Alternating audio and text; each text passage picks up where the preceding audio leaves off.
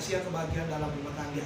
Ya, rahasia kebahagiaan dalam rumah tangga. Jadi mungkin dua saudara kami, Aris sama dia, ingat kita tema firman-nya ya, rahasia kebahagiaan dalam rumah tangga. Saya baca demikian firman Tuhan. Hai istri-istri, tunduklah kepada suamimu sebagaimana seharusnya di dalam Tuhan. Hai suami-suami, kasihlah istrimu dan janganlah berlaku kasar terhadap dia. Nah, ini dia ya. Jadi dua kata. Ya, jadi kalau mau bahagia, istri tunduk katanya. Tunduk itu apa sih? Banyak sekali orang membuat, oh tunduk harus begini, enggak. Tapi tunduk itu sebenarnya sederhana. Tunduk itu artinya menempatkan suami pada porsinya. Nah, itu dia ya. Jadi menempatkan suami pada porsinya. Dalam hierarki rumah tangga itu suami itu kepala, suami itu pemimpin, suami itu imam, suami itu yang mengendalikan rumah tangga. Ya, jadi seharusnya ketundukan itu seperti itu. Jadi tempatkanlah suami. Ini buat dia ya. Ya, jadi dia kalau mau bahagia rumah tangganya, tunduklah sama Aris. Nah, itu kuncinya ya. Tunduklah sama Aris. Jadi jangan dilawan ya. Artinya jangan cakar-cakaran gitu ya, saudara ya. Ya jangan cakar-cakaran, jangan jadi apa namanya? Jadi menguasai satu dengan yang lain, gitu ya. Kadang-kadang gini, ini maaf ini ya. Sinetron ini terakhir ya. Terakhir saya banyak nonton sinetron. Terakhir ini, ya karena pandemi ini, kan selalu bilang gini. Dalam sinetron Indosiar itu kan dia bilang gini, saya ini kan wanita karir, punya jabatan tinggi, punya karir yang tinggi, punya penghasilan yang tinggi. Kamu harus tunduk dong, harus mengikuti saya dong. Gitu. Nah, itu sesuatu yang salah sebenarnya. Dalam rumah tangga Kristen, ketundukan itu perlu. Jadi tempatkanlah suamimu itu pada tempat yang sesungguhnya. Nah, kalau di dalam Alkitab itu, suami itu kepala. Kepala ya. Kepala berarti dia yang mengatur keluarga. Suami itu imam. Imam artinya suami yang membawa istri dan anak-anaknya kepada Tuhan. Ya, jadi suami kepala, suami imam. Ya, lalu satu lagi saya katakan suami itu nabi juga. Nabi artinya apa? Nabi itu berarti suaranya suaminya itu masih didengar. Sama siapa? Sama istri dan anak-anaknya. Jadi jangan Pak gitu ya, atau anak-anak kamu kesini kata enggak, aku dengar mama aja katanya, salah ya. Jadi itu artinya tunduk kepada suami. Jadi menempatkan suami itu pada porsinya. Porsinya suami itu adalah kepala, imam dan nabi. Ya. Kalau ditambah satu lagi raja kan, ya apalagi raja juga ya. Jadi raja yang artinya punya kuasa, punya otoritas atas rumah tangganya.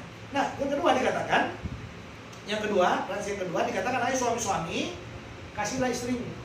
Ya, kasihlah istrimu dan janganlah berlaku kasar terhadap dia.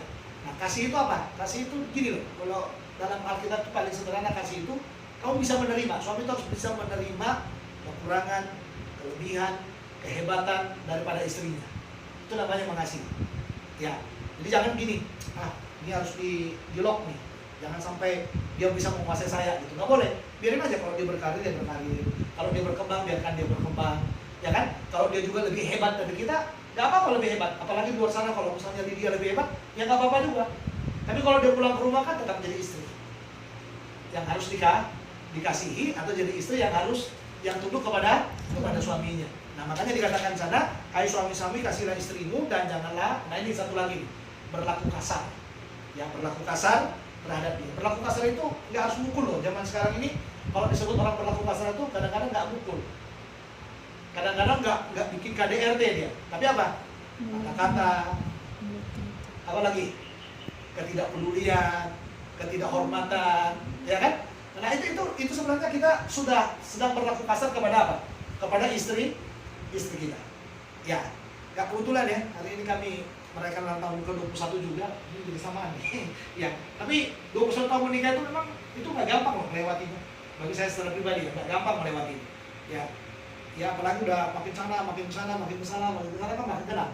Aslinya kan makin ketahuan. Saya nggak tahu Aris sudah kenal. Dalam konsul pernikah dengan dia, selalu saya katakan, yang kamu lihat dari Aris itu belum 100% kamu tahu.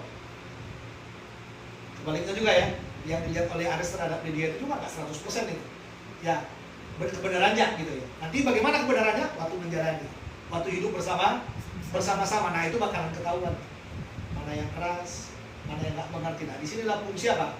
Yang dikatakan tadi, suami yang mengasihi istri itu. Jadi dia tidak berlaku kasar. Oh ya udah kekurangannya. Ya kadang-kadang kan apa namanya? Ada kadang-kadang hal-hal kecil itu ya dimunculkan oleh iblis, dimunculkan oleh keinginan kita, dimunculkan oleh angkuh kita, keegoan kita yang kadang-kadang apa? Memporak-porandakan rumah tangga. Kalau kita nggak peka terhadap seperti itu, wah, keluarga itu bisa cuma subur jagung, nggak akan lama, gitu, nggak akan langgeng, gitu ya. Nah udah loh, nah kebetulan nih terhadapnya kan, yang berkati 21 tahun, ya bisa bertahan dan kamu mau mulai dari nol sekarang, ya mau mulai dari nol seperti sekarang dalam perjalanan tahun berikutnya seperti itu. Itu mah kebetulan. Karena apa? Karena itu menjadi cerminan buat kalian juga untuk melihat bahwa ternyata menikah itu ya seperti ini, ya harus bisa menerima satu dengan yang lain. Latar belakang masing-masing kan saling tahu ya. Ya, latar belakang masing-masing saling tahu, saling mengerti satu dengan yang lain. Ya, semoga lah saling menerima. Ya. Nah, kuncinya sebenarnya apa? Jadi setelah membangun supaya bisa tunduk dan mengasihi itu kuncinya. Sebenarnya kuncinya di ayat 5-17 itu sebenarnya kuncinya. Yang pertama, matikan manusia lama. Itu dalam ayat 5 ya. Karena itu matikanlah dalam dirimu segala sesuatu yang duniawi. Yaitu apa? Percabulan, kenajisan, hawa nafsu, nafsu jahat, dan juga keserakahan yang sama dengan penyembahan berhala. Jadi matikan. Ya, matikan yang duniawi. Nah itu kata kuncinya, matikan yang duniawi. Lalu dikatakan yang berikutnya, buang. Buang lagi, ada lagi yang dibuang. Jadi yang ini berkaitan dengan yang lama ya. Matikan yang duniawi, buang lagi, dikatakannya apa? Marah, ini dia, marah, geram, kejahatan, fitnah, kata-kata kotor yang keluar dari mulut kita. Kata-kata kotor. Ini kadang-kadang kata-kata itu kan bisa menyakiti kita ya. Jadi kalau di rumah tangga itu kata-katanya terlalu apa namanya? Melekit gitu. Terlalu tajam, terlalu ketus. Ya, kadang-kadang kan ketus ya. Karena capek, karena apa? Ya kan apalagi pandemi kayak gini, stres. Ya, stres kita mulai uang makin menipis misalnya ya. Ya uang makin menipis dan sebagainya. Kadang-kadang kan bisa ceplos gitu ya. Dan pada waktu ceplos itu kalau nggak ditanggapi dengan itu tadi, dengan manusia roh kita, wah bisa sakit hati, bisa bubar semua. Nah tapi kalau kita bisa menanggapi dengan baik, itu yang dikatakan dari dalam bagian ini, ya kita akan bahagia. Makanya buang yang namanya manusia lama kita. Jadi matikan manusia lama, lalu sekarang katanya kenakan manusia baru. Nah itu kuncinya. Jadi supaya bisa tunduk, supaya bisa mengasihi, ya. Yang pertama tadi buang manusia lama, dan yang kedua kenakan manusia baru. Nah kenakan manusia baru itu apa aja? Yaitu dengan dikatakan sana, kenakanlah belas kasihan, kemurahan, kerendahan hati, kelemah lembutan, dan kesabaran. Nah itu manusia baru, kenakan. Lalu apa lagi? Ekspresikan, sabarlah. Nah, itu diekspresikan, sabarlah. Harus ada kata-kata sabarlah. Ya, sabarlah kamu seorang terhadap yang lain. Lalu apa lagi? Ampunilah. Gak ada yang sempurna, gak ada yang perfect. Ya, bercanda juga kadang-kadang suami istri bercanda bisa jadi bubar juga rumah tangganya. Gara-gara main-main dan lain sebagainya bisa berubah juga. Tapi dikatakan ampunilah. Nah itu rahasia yang paling pelik dalam rumah tangga kita sebenarnya. Yang paling penting untuk melaksanakan apa? Tunduk dan mengasihi tadi. Buang manusia lama, matikan manusia lama, atau buang manusia lama, kenakan manusia baru. Ya ini nanti bisa diperdalam ya. Membacanya di Kolose pasal 3 ayat 5 sampai dengan ayat yang ke-25 itu.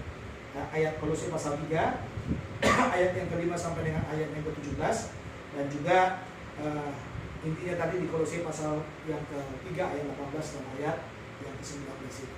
Ya, itu rahasia yang paling pentingnya. Jadi Kolose pasal 3 ayat 18-19, tunduk dan kasih. Jadi dia tunduk kepada Haris mengasihi. Supaya ini kan susah ini ya, tunduk mengasihi ini susah. Supaya gampang melakukannya, matikan manusia lama, kenakan manusia baru. Nah kalau itu sudah kita lakukan, hidup ini pasti bahagia, aman-aman lah. Ya sampai opa, oma, sampai anak cucu, beranak cucu dan bertambah banyak. Ya sampai tetap tahu. Bukan nggak ada masalah. Saya selalu bilang, rumah tangga itu bukan nggak ada masalah, pasti ada masalah. Bukan nggak ada perhara, tapi perhara itu bisa dikendalikan, bisa diatasi dengan baik. Nah itu yang paling penting dalam hidup kita, supaya apa? Supaya rumah tangga ini menjadi rumah tangga yang benar-benar ada dalam rahasia dan berkat daripada Tuhan. Nah itu rahasia bahagianya. Mari kita berdoa bersama-sama. Bapa dalam surga, terima kasih buat firman-Mu. Memberikan dalam hati kami sangat percaya Roh Kudus akan menolong dua saudara kami, saudara Aris dan juga saudara Lydia, untuk melakukan pesan daripada firman ini. Biarlah Lydia boleh tunduk kepada Aris, dan Aris juga boleh mengasihi Lydia dalam membangun liga rumah tangga ke depan. Dan kami tahu ini sulit, tapi dalam kesulitannya juga Tuhan sudah membuka tabir itu, membuka rahasianya, biar mereka membuang semua manusia lama mereka dan mengenakan manusia baru mereka. Dan mereka boleh berjalan dalam kekudusan, dalam rasa hormat, saling menempatkan diri satu dengan yang lain, jadi istri dan jadi suami yang diberkati oleh Tuhan. Terima kasih, terpujilah namamu, dalam Kristus Tuhan kami sudah berdoa. Amin.